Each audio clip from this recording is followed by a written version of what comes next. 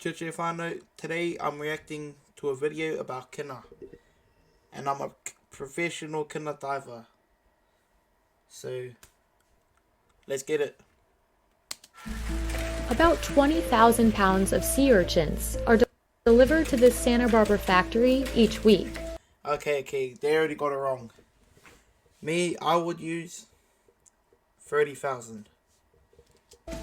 But it's not until you crack open the spiky shells that you see what makes sea urchins so valuable. The gonads. Okay, what the hell is a gonad? See, like, already off on the wrong foot.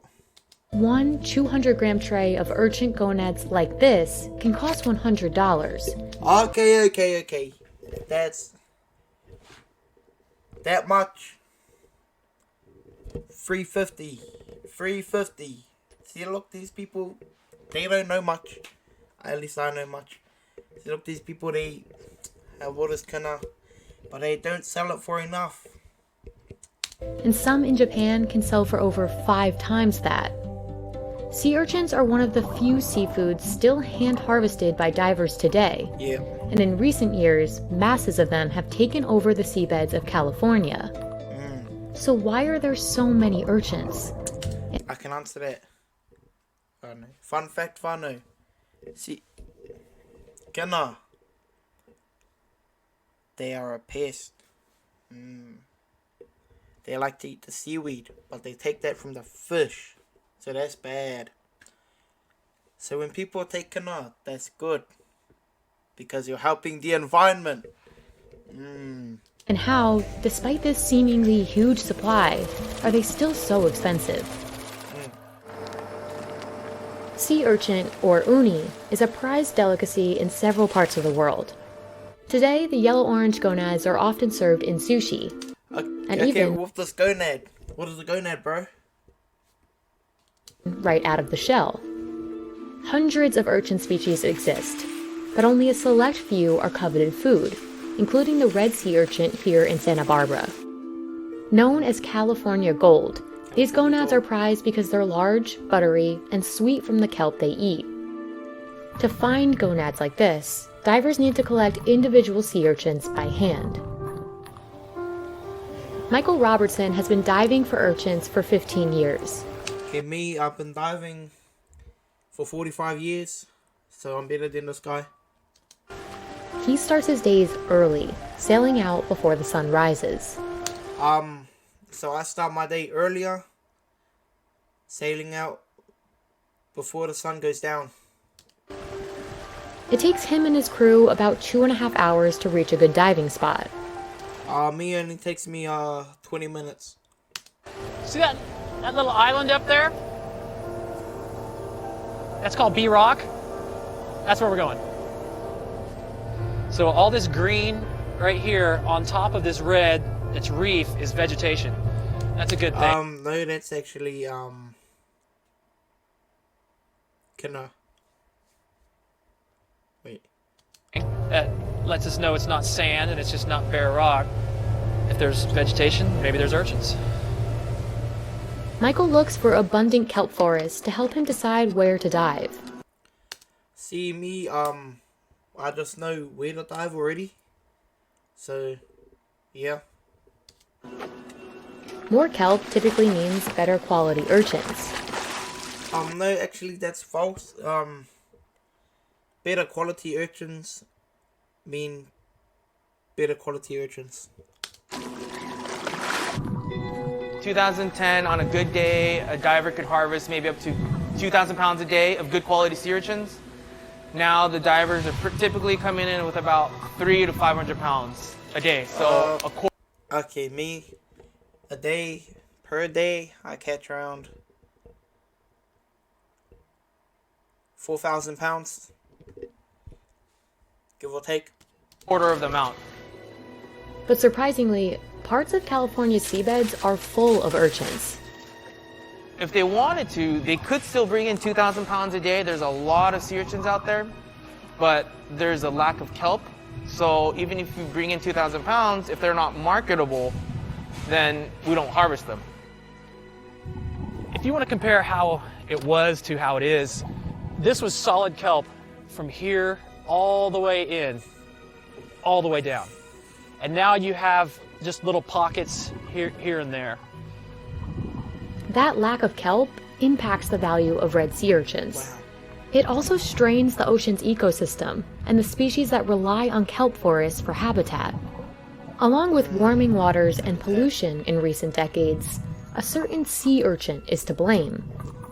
Wow. Sea urchins can survive for years without eating, even without gonads. Yes. And after the decline of sea stars, one of its predators, in 2013, the purple sea urchin population exploded, consuming more than 95% of California's kelp forests as it grew. Purple urchins are smaller and produce fewer gonads, so there's little commercial demand for them.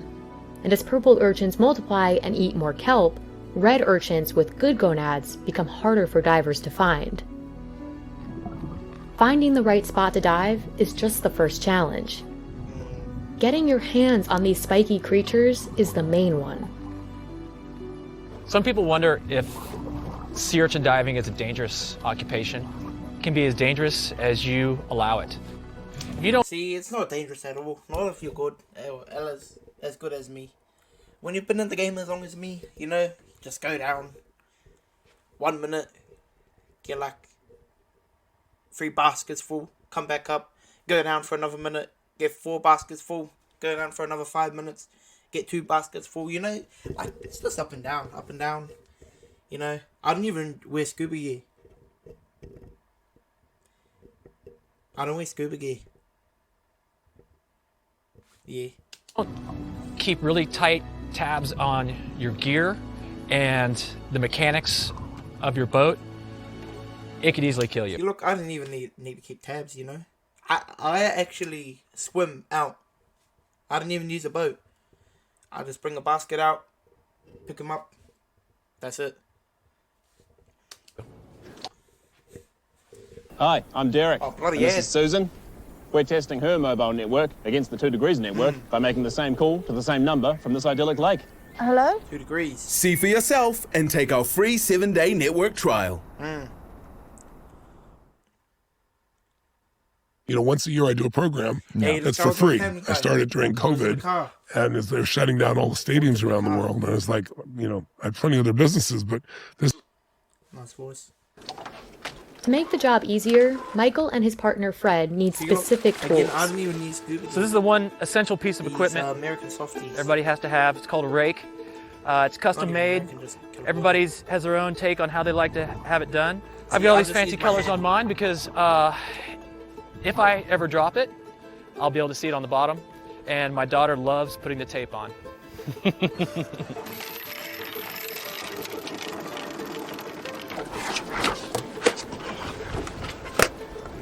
Good at time wasting, it'll just calm down. Once they're suited up, Michael and Fred head to the bottom and begin collecting urchins one by one. All right. Even with the proper gear, a good dive is never a guarantee.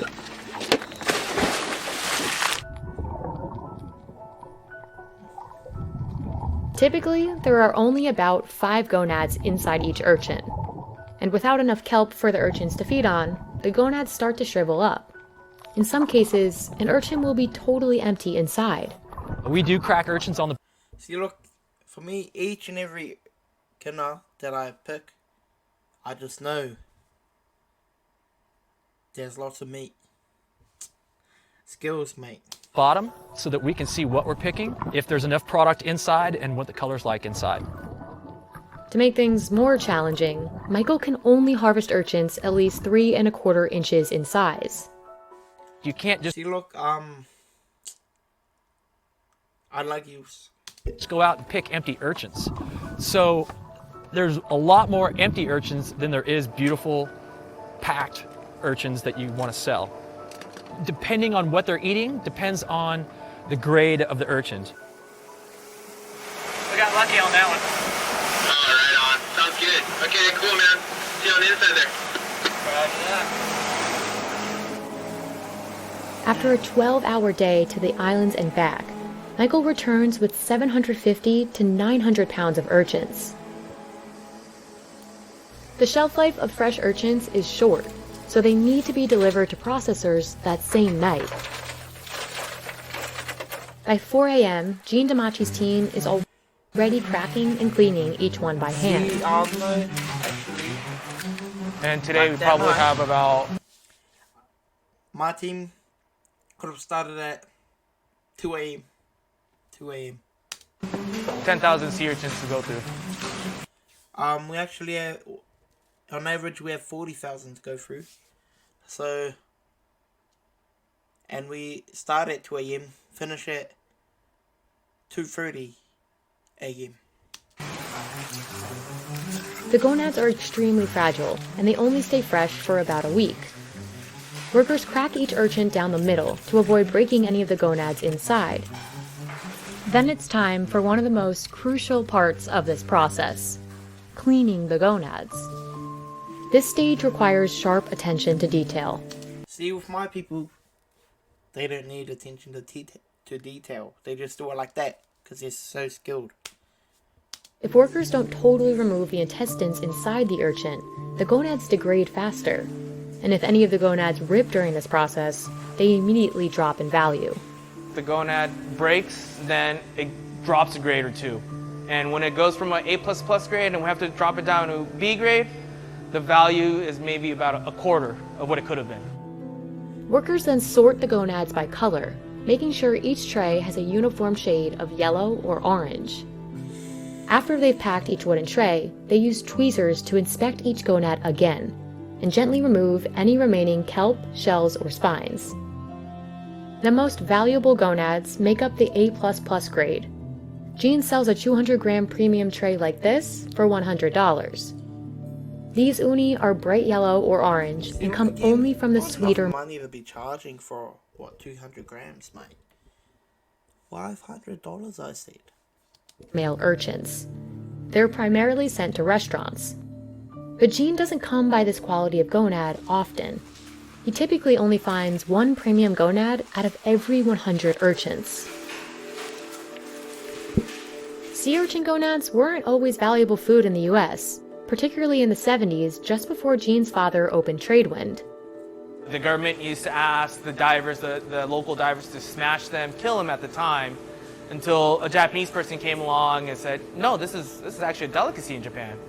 And after many trials and errors, we also found out that Santa Barbara sea urchin is actually really, really good, like one of the best in the world. Santa Barbara urchin was but not as good as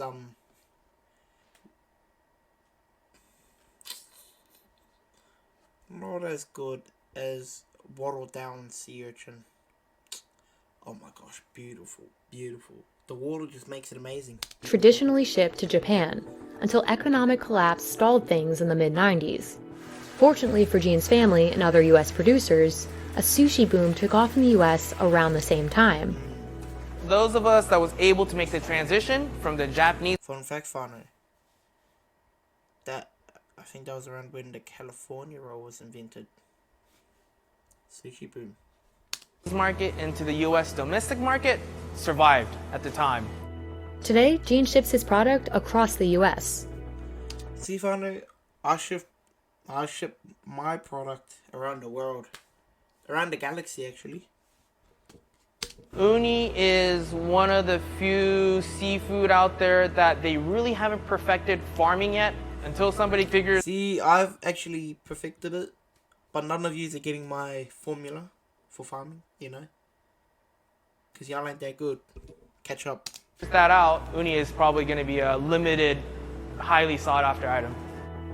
This ultimately See, for me, Kina, it's not that sought after. It's very sought after. That's why I'm rich. But it's not that rare, mate. Just do your job. raises the price of rare premium gonads. This year, we're actually seeing a good quality, high quality uni that we haven't seen in about a decade. We're seeing a lot more colder waters. We're starting to see kelp grow back where it hasn't grown back in the last 10 years. After a difficult decade, things might be looking up for red sea urchins and the kelp they depend on. So, Fano, I give that guy 4 out of 10. You know? But that's my professional opinion. I'm a professional Kina diver, eater, maker. Yeah. So remember, guys, subscribe to the YouTube, subscribe to the Twitch, Kick, to the YouTube, drop a follow, drop a like, drop a comment too. Comment your favorite seafood, guys. Comment your favorite seafood. Later, guys.